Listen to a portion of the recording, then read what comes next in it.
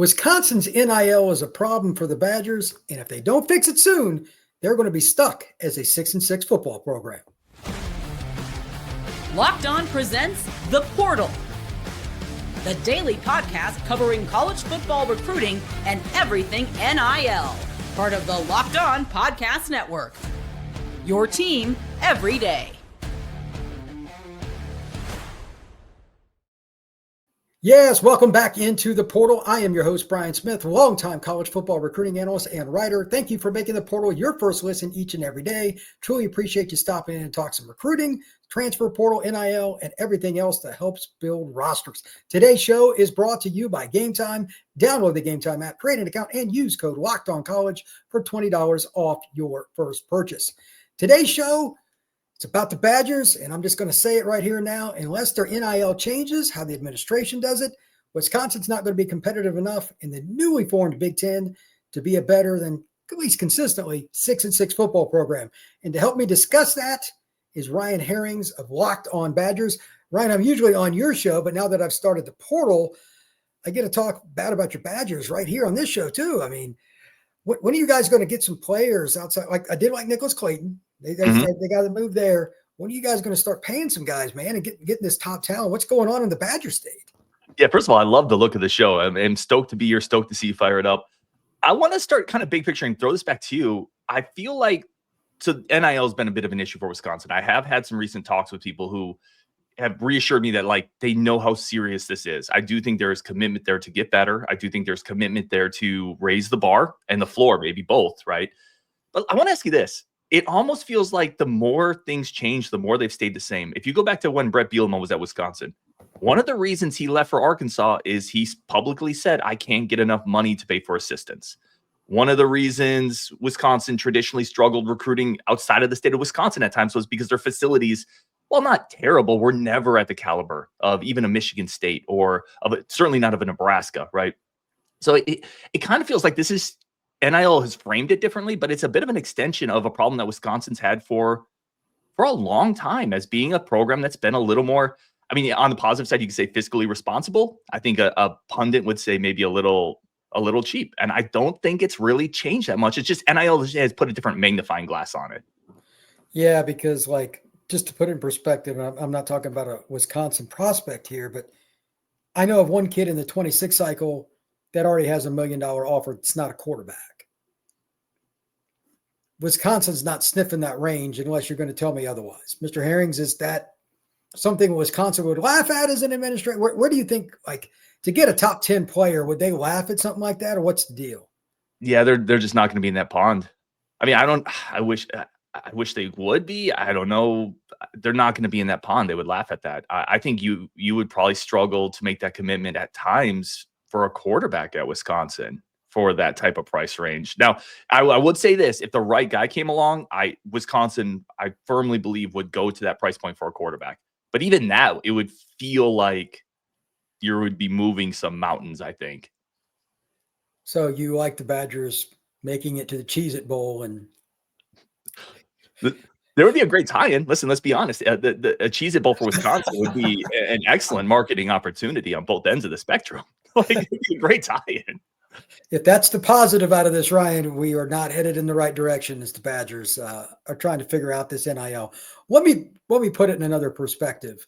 Not every recruit is Jeremiah Smith, and not every guy out of the portal is a top quarterback that's thrown for 8,000 yards over the last 2 years. That aside, in my opinion, I talked about going into this show. I said, I'm going to name 3 things they need to improve to help recruiting. Number one is just spending more with NIL, but let me be specific. I think 2 players a year. You could use portal if you want. It doesn't have to just be recruiting. You got to spend in that bracket. Keywords here, per year. Not over a 4-year, per year. If you want to be better than a 6-6 program or thereabouts. The 5-7 to 7-5 range is not helping the people on your Discord.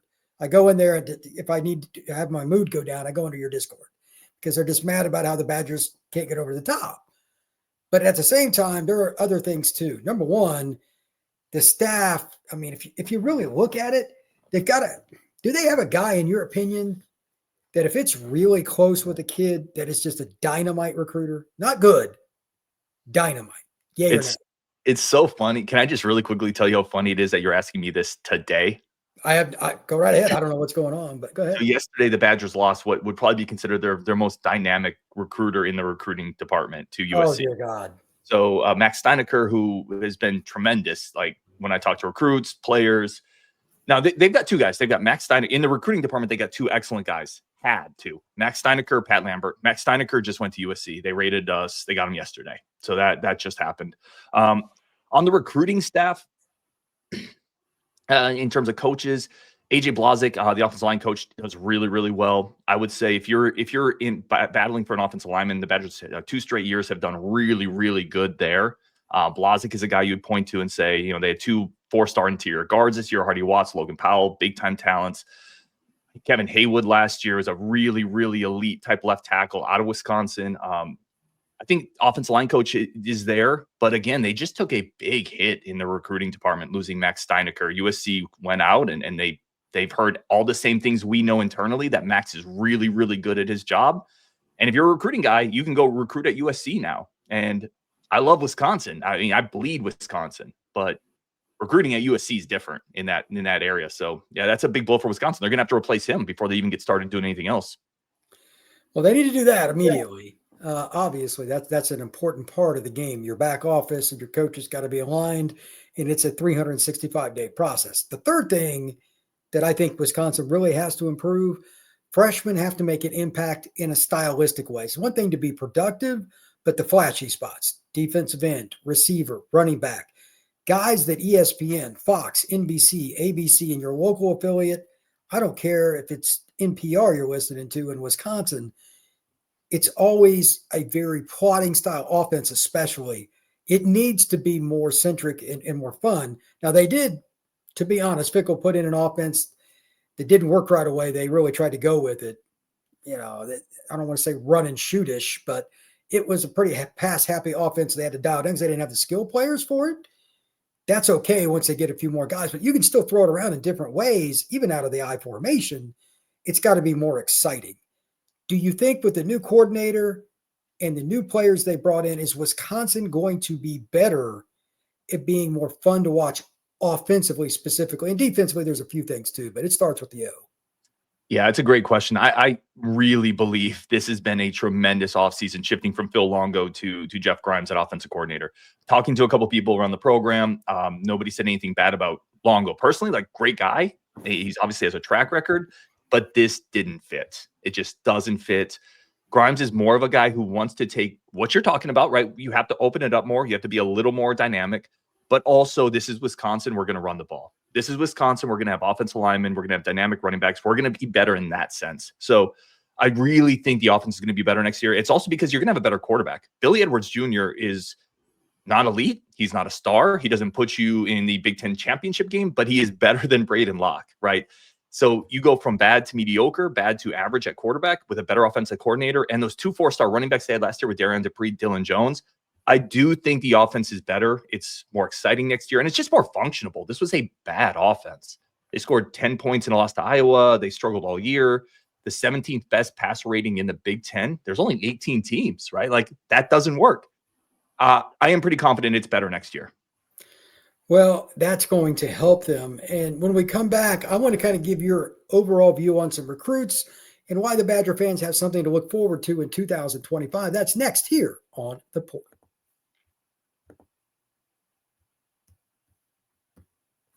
Looking for tickets to your next big event, whether it's a concert, comedy show, football game, whether you're going to the bowling alley with your buddies and afterwards you're going to go somewhere else to watch a concert yourself, Gametime Picks is your place. The app does all the hard work for you. It curates the best deals so you don't have to waste time searching through endless ticket listings.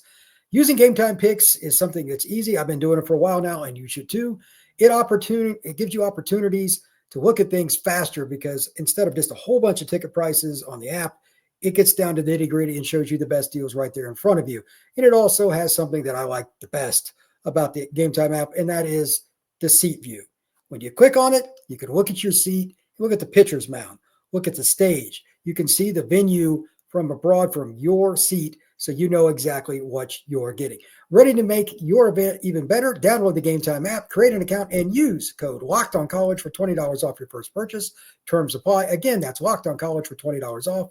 Download Gametime today. Last-minute tickets, lowest price, guaranteed. All right, Ryan. What do you think is the most likely player to make an impact at Wisconsin this fall that's from this recruiting class that just finished up? Let's start with that. I want to give my take too, but I want to hear yours first. Great question. There's two I'm going to go to. I'm going to go one offense, one defense. I think Eugene Hilton Jr. On the offensive side as a receiver. Okay. We have already heard some nice buzz about. Certainly comes from a great bloodlines, and you're coming to a spot where Wisconsin doesn't have a ton of returning production on that outside receiver spot. They need a bigger boundary receiver. He's a guy who I think could come in and not start, but I think he can carve a role into that 2 deep this year. And I think that's why they brought him in. Not a ton of competition, as I said, for that spot. And on defense, I think it's Nicolas Clayton. I think Clayton coming in, I think a guy we're going to touch on, Gainesville, Florida, 4-star edge rusher, incredibly twitchy, early enrollee. He's the type of guy that I think in packages, right? You're not going to ask him on first down, stand up, set the edge against Iowa. But 3rd and 9, there's nobody twitchier on the roster probably. 3rd and 9, go get the quarterback. I think Clayton can find a role, and I think Eugene Hilton can find a role. I'd forgotten about Hilton. I grew up greater Indianapolis area. His dad obviously could play. There's a lot of things that you can put into perspective about freshmen playing, but receiver not being in the box, kind of like you're talking about with Clayton, it's harder. But Hilton could run. And he played in Indianapolis. He's played against really good high school competition. Indianapolis football is pretty darn good. That's a good pick. Clayton was my pick, and here's the deal. Twitchy is one thing. In Wisconsin's defense, where they kind of mask what they're going to do, they'll use the same package from one play. They can run a 3-man front with a stand-up guy. Next play, same people.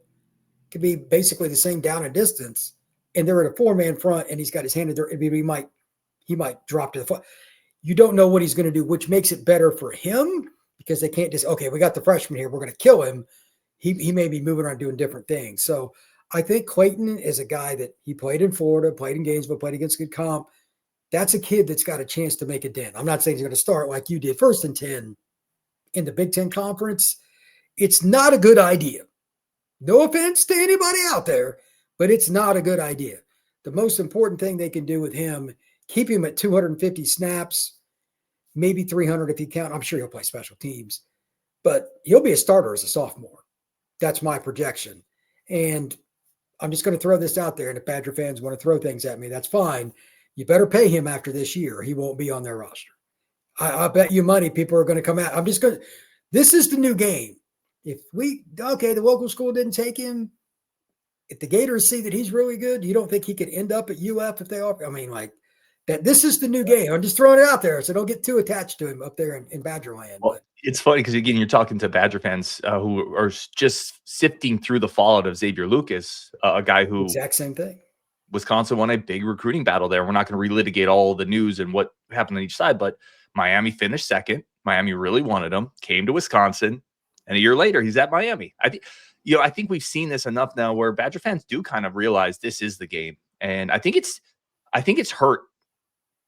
Hurt's the wrong word, but fans aren't as excited about recruiting and recruits as they used to be because they feel like, I don't really know. This feels like somebody who's going to get ripped off like Velcro in a year or two. And you can feel it. I can feel it in the coverage. I can feel it in the discussions. When I get excited about a recruit, inevitably the first comment's going to be, is he going to be here in a year, Ryan? And I don't know what to tell him because I don't know, right? Like, I don't know. I hope so. So here's the key, though. In the college football playoff, out of the final, you can use the final 4, final 8, whatever you want. But like the final 4, like 18 or 19 of the starters from the offensive lines, obviously 5 per unit, all but 1 or 2 guys were guys out of the high school ranks. You've got to hit every single year. You're going to lose some, but the guys that stick with you, and I'm just using O-line as one example, it's a big group. But if you're going to win big, you have to do well in the high school ranks. The portal is what gets you over the top with the cherry. It is not the base of the sundae. Okay, it's not the ice cream. It's not even the chocolate syrup. It's the cherry. You have to get your base from high school, kids that know the system, help build your culture. Hopefully you got stars from it. You don't have to go spend $1 gazillion and overpay for somebody, which according to you, Doesn't sound like the administration in Madison is all that thrilled about even considering, let alone putting into fruition. But if they do those things, they'll be in pretty good spot. Ryan, one more thing before I get you out of here. Recruiting for Wisconsin's changing a little bit. You got a new coordinator and stuff. Is there any particular position or players or anything that you want to just let Badger fans know about? Hey, for the class of 26, this is something we need to do, or this is a player we need to get. Floor is yours, my friend. Yeah, I would add on one really quick thing with the NIL. Wisconsin, I do think, is better at retaining. I mean, Xavier That's Lucas. Important. That is really important. Xavier Lucas aside, but there's a couple really big, I would call them retention wins. Even last year, Ricardo Holman, a secondary DB that we had, could have gone to a couple different SEC schools. They were able to hold on to both their running backs this year that had offers and interest other places. I think where Wisconsin's prioritized more is that retention portion of it, and I think they're better there. In terms of players to keep an eye on, I'm going to shift back to the 25 because the 26 is a little in flux. They have one recruit or one commitment in offensive tackle. They just lost a big part of their recruiting department. They had just had a massive junior day where they had some pretty big time talent on campus. But I want to shift it back to the 25 class and talk about a player I don't think a lot of people are really following as much as Luke Emmerich, the safety out of Minnesota.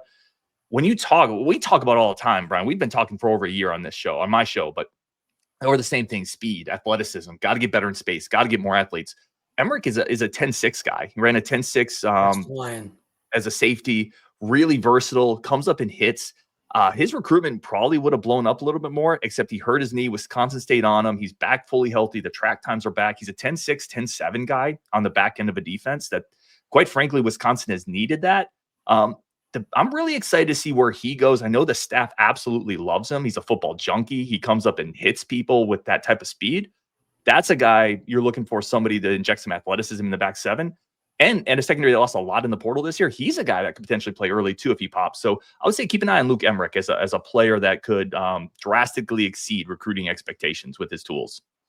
Well, that's an important factor because if you don't find a few gems in your Wisconsin, because like their in-state base is 3 to 6 kids a year.